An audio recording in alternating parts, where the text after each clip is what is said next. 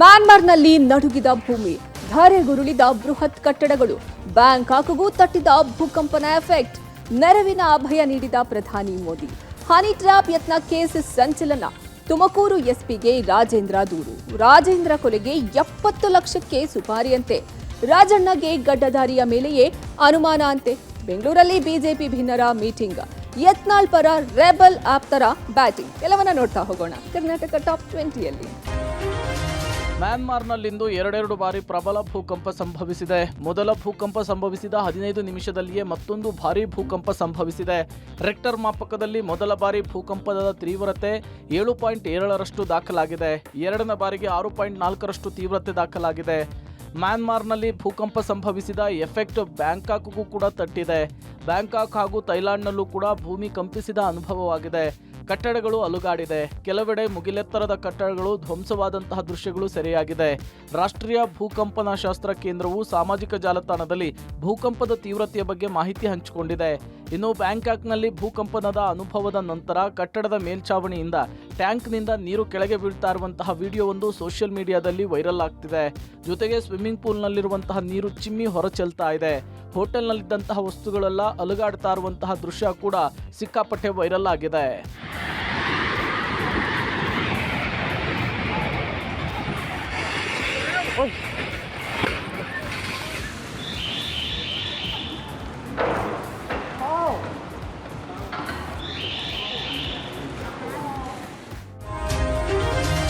ಮಯನ್ಮಾರ್ನಲ್ಲಿಂದು ಸಂಭವಿಸಿದ ಭೀಕರ ಭೂಕಂಪಕ್ಕೆ ಹಲವೆಡೆ ಗಗನಚುಂಬಿ ಕಟ್ಟಡಗಳು ನೆಲಸಮವಾಗಿವೆ. ಅಲ್ಲದೆ ಕನಿಷ್ಠ 43 ಕಾರ್ಮಿಕರು ನಾಪತ್ತೆಯಾಗಿದ್ದಾರೆ ಅಂಥೇಳಿ ಮಾಹಿತಿ ಸಿಕ್ಕಿದೆ. ಈ ಮಧ್ಯೆ ಭೂಕಂಪನದ ಬಳಿಕ ಥೈಲ್ಯಾಂಡ್ನ ಬ್ಯಾಂಕಾಕ್ನಲ್ಲಿ ಸಿಲುಕಿರುವ ಕನ್ನಡಿಗ ಯೋಗೇಶ್ ಪಬ್ಲಿಕ್ ಟಿವಿ ಜೊತೆಗೆ ವಿಡಿಯೋ ಕಾಲ್ನಲ್ಲಿ ಮಾತನಾಡಿದ್ದು ಭೂಕಂಪದ ತೀವ್ರತೆಯನ್ನು ಎಳೆಯಾಗಿ ಬಿಚ್ಚಿಟ್ಟಿದ್ದಾರೆ. 1:15ರ ಸಮಯದಲ್ಲಿ ಭೂಕಂಪದ ಅನುಭವ ಆಯಿತು. ಭೂಕಂಪದ ಅನುಭವವಾದಾಗ ನನಗೆ ತಲೆ ಸುತ್ತುತ್ತಾ ಇದೆ ಅಂತ ಭಾವಿಸಿದೆ. ಬಳಿಕ ಅಲ್ಲಿಂದ ಹೊರಗೋಡಿ ಬಂದು ಪಾರಾಗಿದ್ದೇನೆ ಅಂತ ಹೇಳಿದ್ದಾರೆ. ನಾವೆಲ್ಲ 10ನೇ ಮಹಡಿಯಲ್ಲಿದ್ವಿ. ಭಾರತದ ಸುಮಾರು 500 ಜನ ಇದಾರಿಲ್ಲಿ. ಎಲ್ಲರೂ ಕೂಡ ಕ್ಷೇಮವಾಗಿದ್ದೇವೆ ಅಂತ ಹೇಳಿದ್ರು. ಇನ್ನು ಪ್ರಧಾನಿ ಮೋದಿ ಮಯನ್ಮಾರ್ ಬ್ಯಾಂಕಾಕ್ ನೆರವಿಗೆ ಭಾರತ ಸಿದ್ಧ ಅಂತ ಹೇಳಿ ಅಭಯ ಕೊಟ್ಟಿದ್ದಾರೆ. ಮಯನ್ಮಾರ್ ಮತ್ತು ಥೈಲ್ಯಾಂಡ್ನಲ್ಲಿ ಸಂಭವಿಸಿದಂತಹ ಭೂಕಂಪದಲ್ಲಿ ಎಲ್ಲರೂ ಕೂಡ ಕ್ಷೇಮವಾಗಿರಲಿ ಅಂತ ಬೇಡಿಕೊಳ್ತೇನೆ. ಎಲ್ಲರ ನೆರವಿಗೂ ಕೂಡ ಭಾರತ ಸಿದ್ಧವಿದೆ. ಎರಡು ದೇಶಗಳ ಜೊತೆಗೆ ವಿದೇಶಾಂಗ ಸಚಿವಾಲಯವು ನಿರಂತರವಾಗಿ ಕಾಂಟ್ಯಾಕ್ಟ್ನಲ್ಲಿದೆ ಅಂತ ಹೇಳಿ ಪೋಸ್ಟ್ ಮಾಡಿದ್ದಾರೆ.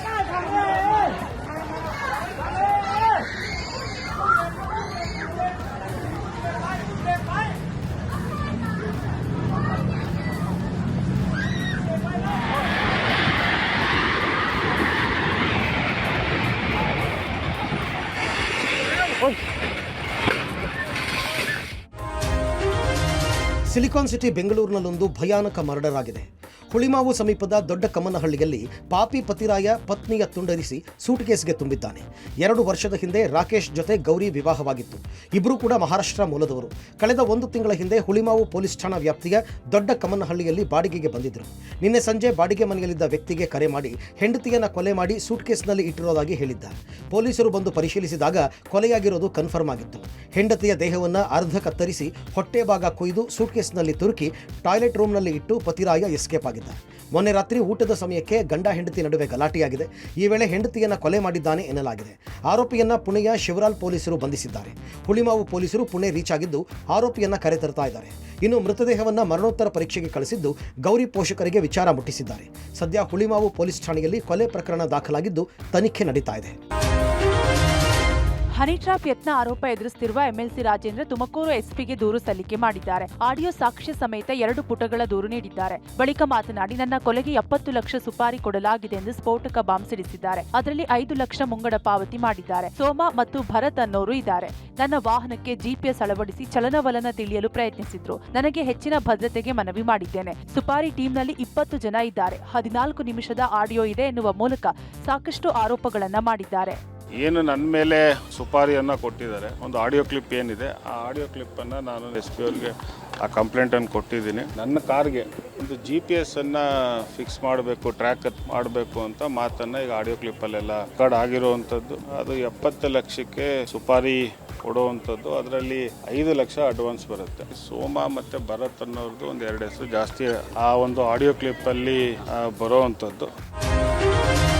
ಸಚಿವ ರಾಜಣ್ಣ ಹನಿ ಟ್ರ್ಯಾಪ್ ಯತ್ನ ಪ್ರಕರಣ ಸಾಕಷ್ಟು ಸಂಚಲನ ಮೂಡಿಸಿದೆ. ದಿನೇ ದಿನೇ ಒಂದಿಲ್ಲೊಂದು ಆಯಾಮ ಪಡೆದುಕೊಳ್ಳುತ್ತಿದೆ. ಈ ಮಧ್ಯೆ ಪದೇ ಪದೇ ಗಡ್ಡದಾರಿಯ ಮೇಲೆ ಸಚಿವ ರಾಜಣ್ಣ ಅನುಮಾನ ವ್ಯಕ್ತಪಡಿಸಿದ್ದಾರೆ. ಯಾರೋ ಒಬ್ಬ ಗಡ್ಡದಾರಿ ಬಂದಿದ್ದ, ಅವನ ಜೊತೆ ಹುಡುಗಿಯರು ಬಂದಿದ್ರು. ಮಾರ್ಚ್ ಮೊದಲ ವಾರದಲ್ಲಿ ಗಡ್ಡದಾರಿ ಜೊತೆ ಒಬ್ಬಳು ಹುಡುಗಿ ಬಂದಿದ್ಲು. ನನ್ನ ಸರ್ಕಾರಿ ಗೆಸ್ಟ್ ಹೌಸ್ಗೆ ಆ ಗಡ್ಡದಾರಿ ಯುವತಿಯ ಜೊತೆ ಬಂದಿದ್ದ. ಇನ್ನೊಮ್ಮೆಯೂ ಅದೇ ಗಡ್ಡದಾರಿ ಎರಡನೇ ಯುವತಿಯ ಜೊತೆಗೆ ಬಂದಿದ್ದ. ಎರಡನೇ ಬಾರಿ ಬಂದಾಗ ಯುವತಿ ನನ್ನ ಕೈ ಹಿಡಿದುಕೊಳ್ಳಲು ಬಂದ್ಲು. ಅದಕ್ಕೆ ಆಕೆಗೆ ಹೊಡೆದು ಕಳಿಸಿದೆ. ನನಗೆ ಆ ಗಡ್ಡದಾರಿಯ ಮೇಲೆಯೇ ಅನುಮಾನ ಎಂದು ಆರೋಪಿಸಿದ್ದಾರೆ. ಇದೀಗ ಗಡ್ಡದಾರಿಯ ಹುಡುಕಾಟ ನಡೆಸುತ್ತಿರುವ ಸಿಐಡಿ ಅಧಿಕಾರಿಗಳು ಹನಿ ಟ್ರ್ಯಾಪ್ ಅಲ್ಲಿ ಭಾಗಿಯಾಗಿರುವ ಆರೋಪಿಗಳ ಮಾಹಿತಿ ಕಲೆ ಹಾಕುತ್ತಿದ್ದಾರೆ. ಉಚ್ಚಾಟಿತ ಯತ್ನಾಳ್ ನೇತೃತ್ವದ ಭಿನ್ನರ ತಂಡ ಬೆಂಗಳೂರಿನಲ್ಲಿ ಸಭೆ ನಡೆಸಿದೆ. ಯತ್ನಾಳ್ರನ್ನ ಚಿಂಚೋಳಿಯಿಂದ ಬೆಂಗಳೂರಿಗೆ ಕರೆಸಿಕೊಂಡು ರಮೇಶ್ ಜಾರಕಿಹೊಳಿ, ಮಾಜಿ ಸಂಸದ ಸಿದ್ದೇಶ್ವರ್ ನಿವಾಸದಲ್ಲಿ ಭಿನ್ನರು ಸಭೆ ನಡೆಸಿದ್ದಾರೆ. ಸಭೆಯಲ್ಲಿ ರಮೇಶ್ ಜಾರಕಿಹೊಳಿ, ಜಿಎಂ ಸಿದ್ದೇಶ್ವರ್, ಕುಮಾರ್ ಬಂಗಾರಪ್ಪ, ಪ್ರತಾಪ್ ಸಿಂಹ ಸೇರಿದಂತೆ ಹಲವರು ಭಾಗಿಯಾಗಿದ್ದರು. ಸದ್ಯ ಭಿನ್ನರ ಸಭೆ ಭಾರೀ ಕುತೂಹಲ ಮೂಡಿಸಿದೆ. ಈ ಮಧ್ಯೆ ಶೋಕಾಸ್ ನೋಟಿಸ್ ಪಡೆದಿದ್ದ ಎಸ್ಟಿ ಸೋಮಶೇಖರ್ ನೋಟಿಸ್ಗೆ ಉತ್ತರಿಸಿದ್ದಾರೆ. 2 ಪುಟಗಳ ಉತ್ತರ ಕಳುಹಿಸಿರುವಂತಹ ಎಸ್ಟಿಎಸ್, ನಾನು ಪಕ್ಷದ ಶಿಸ್ತನ್ನು ಉಲ್ಲಂಘನೆ ಮಾಡಿಲ್ಲ. ನನ್ನ ವಿಚಾರದಲ್ಲಿ ತಪ್ಪು ಮಾಹಿತಿ ಕೊಡಲಾಗಿದೆ. ನನ್ನ ಮೇಲಿನ ಆರೋಪಗಳು ಆಧಾರರಹಿತ, ದಾರಿ ತಪ್ಪಿಸುವ ಪ್ರಯತ್ನ ಮಾಡಿದ್ದಾರೆ. ನನ್ನ ರಾಜಕೀಯ ವಿಶ್ವಾಸಾರ್ಹತೆಯನ್ನು ಹಾಳು ಮಾಡುವ ಪ್ರಯತ್ನವಾಗಿದೆ. ರಾಜಕೀಯವಾಗಿ ಕಳಂಕ ತರಲು ತಪ್ಪು ಮಾಹಿತಿ ಕೊಟ್ಟಿದ್ದಾರೆ ಅಂತ ಹೇಳಿದ್ರು. ಇನ್ನು ನಾನು ಯಾವುದೇ ಪಕ್ಷ ವಿರೋಧಿ ಚಟುವಟಿಕೆ ಮಾಡಿಲ್ಲ. ಶೋಕಾಸ್ ನೋಟಿಸ್ ವಾಪಸ್ ಪಡಿಬೇಕು ಅಂತ ಹೇಳಿ ಎಸ್ಟಿ ಸೋಮಶೇಖರ್ ಉತ್ತರದಲ್ಲಿ ಮನವಿ ಮಾಡಿದ್ದಾರೆ. ಬಿಜೆಪಿಯಿಂದ ಶಾಸಕ ಯತ್ನಾಳ್ ಉಚ್ಚಾಟನೆಗೆ ಬೆಂಬಲಿಗರಿಂದ ಸಾಕಷ್ಟು ಆಕ್ರೋಶ ವ್ಯಕ್ತವಾಗಿದೆ. ಯಡಿಯೂರಪ್ಪ ಕುಟುಂಬದ ವಿರುದ್ಧ ಇಲ್ಲಸಲ್ಲದ ಆರೋಪ ಮಾಡುತ್ತಿರುವ ಯತ್ನಾಳ್ ಬೆಂಬಲಿಗರ ವಿರುದ್ಧ ವಿಜೇಂದ್ರ ಬೆಂಬಲಿಗರು ಆಕ್ರೋಶ ಹೊರಹಾಕಿದ್ದಾರೆ. ಇದೇ ವಿಚಾರವಾಗಿ ಸುದ್ದಿಗೋಷ್ಠಿ ನಡೆಸಿದ ವಿಜೇಂದ್ರ ಬೆಂಬಲಿಗ ಸುರೇಶ್ ಬಿರಾದರ್ ಯತ್ನಾಳ್ ಪರ ಪಂಚಮಸಾಲಿ ಪ್ರತಿಭಟನೆಯನ್ನ ಖಂಡಿಸಿದ್ರು. ನಿನ್ನೆ ವಿಜಯಪುರದಲ್ಲಿ ನಡೆದ ಲಿಂಗಾಯತ ಪಂಚಮಸಾಲಿ ಪ್ರತಿಭಟನೆ ಸಮುದಾಯವನ್ನ ಇಕ್ಕಟ್ಟಿಗೆ ಸಿಲುಕಿಸಿದೆ. ಅದರಲ್ಲಿ ನಿನ್ನೆ ಯತ್ನಾಳ್ ಬ್ಯಾಂಕ್ ನೌಕರರೇ ಹೆಚ್ಚಾಗಿದ್ರು. ಕಾರಣ ನಿನ್ನೆ ನಡೆದಿದ್ದು ಪಂಚಮಸಾಲಿ ಹೋರಾಟ ಅಲ್ಲ ಎಂದ್ರು. ಇನ್ನು ಕೇವಲ ವಿಜೇಂದ್ರ ಯಡಿಯೂರಪ್ಪನನ್ನ ಟಾರ್ಗೆಟ್ ಮಾಡಲಾಗ್ತಿದೆ. ವಿನಾಕಾರಣ ಬಿಎಸ್ವೈ ಕುಟುಂಬವನ್ನ ಲಿಂಗಾಯತ ವಿರೋಧಿ ಭ್ರಷ್ಟಾಚಾರಿಗಳು ಎಂದು ಬಿಂಬಿಸಲಾಗ್ತಿದೆ. ಪ್ರತಿಭಟನೆಯಲ್ಲಿ ಬಿಎಸ್ವೈ ವಿಜೇಂದ್ರ ಫೋಟೋಗಳಿಗೆ ಅವಮಾನ ಮಾಡಲಾಗಿದೆ. ಇದು ಸರಿಯಲ್ಲ ಎಂದು ಆಕ್ರೋಶದ ಮಾತುಗಳನ್ನ ಆಡಿದ್ದಾರೆ. ಈಗಾಗಲೇ ಹೈಕಮಾಂಡ್ ಕ್ಲೋಸ್ ವಾಚ್ ಮಾಡ್ತಾ ಇದೆ. ಅಖಿಲ ಭಾರತೀಯ ಸ್ತರದಲ್ಲಿ ತೆಗೆದುಕೊಂಡು ಕೇಂದ್ರದ ಶಿಸ್ತು ಸಮಿತಿಯೇ ಎಲ್ಲ ಸಂಗತಿಯನ್ನ ಮಾನಿಟರ್ ಮಾಡ್ತಾ ಇದೆ. ಇಡೀ ಜಿಲ್ಲಾ ಘಟಕ ಕೇಂದ್ರ ಶಿಸ್ತು ಸಮಿತಿಯ ಜೊತೆಗಿದ್ದೀವಿ ಅನ್ನುವಂಥದ್ದನ್ನು ನಾವು ಆಲ್ರೆಡಿ ಹೇಳಿದ್ದೀವಿ. ಆ ಎಲ್ಲ ಸಂಗತಿಗಳ ಕುರಿತು ಕೇಂದ್ರ ಶಿಸ್ತು ಸಮಿತಿ ಸರಿಯಾದಂಥ ನಿರ್ಣಯ ತೆಗೆದುಕೊಳ್ತಾರೆ ಅನ್ನುವಂಥ ವಿಶ್ವಾಸ ಜಿಲ್ಲಾ ಘಟಕಕ್ಕಿದೆ. ತೆಗೆದುಕೊಳ್ಳಿ.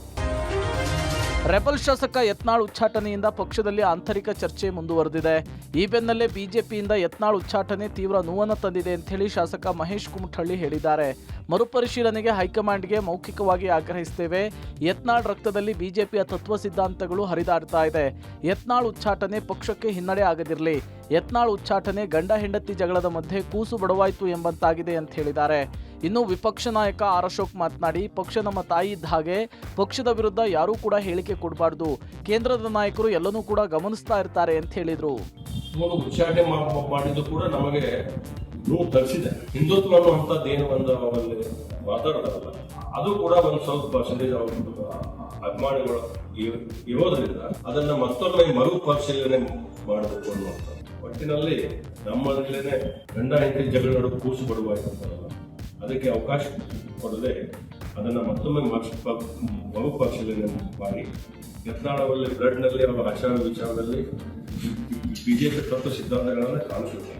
ಕೇಂದ್ರದ ನಾಯಕರು ಎಲ್ಲ ಮಾಹಿತಿಗಳನ್ನು ಪಡೆದು ಕ್ರಮಗಳನ್ನು ತೆಗೆದುಕೊಳ್ತಾ ಇದ್ದಾರೆ. ಪಾರ್ಟಿ ನಮ್ಮ ತಾಯಿ ಇದ್ದಂಗೆ, ನಾವೆಲ್ಲ ಪಾರ್ಟಿಯ ಶಿಸ್ತಿನ ಸಿಪಾಯಿಗಳು. ಪಾರ್ಟಿ ಏನು ತೀರ್ಮಾನ ತೆಗೆದುಕೊಳ್ಳುತ್ತೋ ಅದಕ್ಕೆ ನಾವೆಲ್ಲರೂ ಕೂಡ ಬದ್ಧರಾಗಿರ್ತೀವಿ. ಯಾರೂ ಕೂಡ ಪಾರ್ಟಿಯ ವಿರುದ್ಧವಾಗಿ ಯಾವುದೇ ರೀತಿಯಾದಂಥ ಹೇಳಿಕೆಗಳನ್ನು ಕೊಡಬಾರ್ದು ಅಂತೇಳಿ ನಾನು ಕೂಡ ನಮ್ಮ ಕಾರ್ಯಕರ್ತರಿಗೆ ವಿನಂತಿಯನ್ನು ಮಾಡ್ತೀನಿ. ದರ ಏರಿಕೆಯಿಂದ ಕಂಗೆಟ್ಟಿರುವ ರಾಜ್ಯದ ಜನರಿಗೆ ರಾಜ್ಯ ಸರ್ಕಾರ ಈಗ ಸರಣಿ ಶಾಕ್ ಕೊಡ್ಲಿಕ್ಕೆ ಮುಂದಾಗಿದೆ. ಸರ್ಕಾರದ ನಡೆಗೆ ವಿಪಕ್ಷಗಳು ಆಕ್ರೋಶ ಹೊರಹಾಕಿವೆ.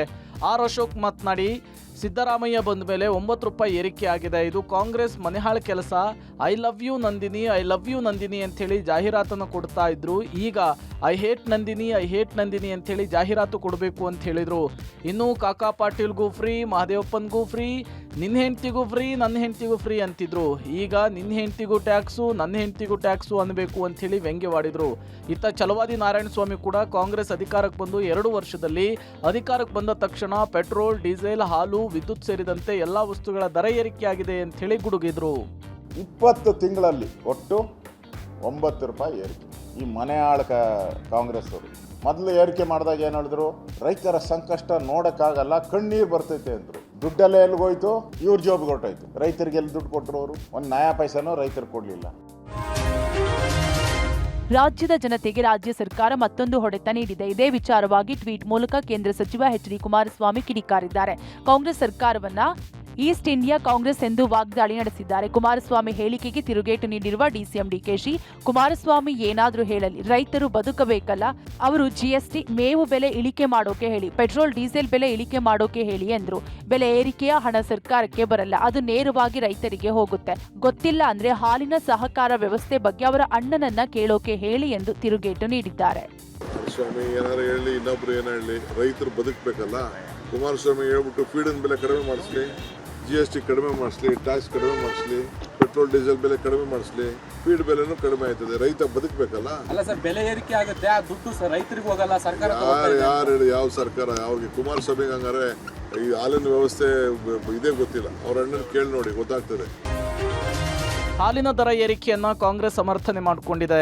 ರೈತರು ಏರಿಕೆ ಮಾಡಿ ಅಂತೇಳಿ ಮನವಿ ಮಾಡಿದ್ರು. ಏರಿಕೆ ಮಾಡಿದ ಎಲ್ಲಾ ಹಣ ರಾಜ್ಯದ ರೈತರಿಗೆ ನೀಡ್ತೇವೆ ಅಂತೇಳಿ ಸಚಿವ ಎಚ್.ಕೆ. ಪಾಟೀಲ್ ಹೇಳಿದ್ದಾರೆ. ದೇಶದ ಯಾವುದೇ ರಾಜ್ಯವನ್ನು ನೋಡಿ, ನಮ್ಮ ರಾಜ್ಯದಲ್ಲಿ 5 ರೂಪಾಯಿ ಕಡಿಮೆ ಇದೆ. ರೈತರ ಬೇಡಿಕೆಯನ್ನು ಗಮನಿಸಿ ಎಷ್ಟು ಕಡಿಮೆ ಸಾಧ್ಯವೋ ಅಷ್ಟು ಮಾಡಿದ್ದೇವೆ. ಹೆಚ್ಚಳ ಮಾಡಿರುವಂತಹ 4 ರೂಪಾಯಿ ರೈತರಿಗೆ ಹೋಗುತ್ತೆ ಅಂತ ಹೇಳಿದ್ರು. ಆದರೆ ರಾಜ್ಯದ ಜನ ಮಾತ್ರ ಸರ್ಕಾರದ ವಿರುದ್ಧ ಹಿಡಿಶಾಪವನ್ನು ಹಾಕ್ತಿದ್ದಾರೆ.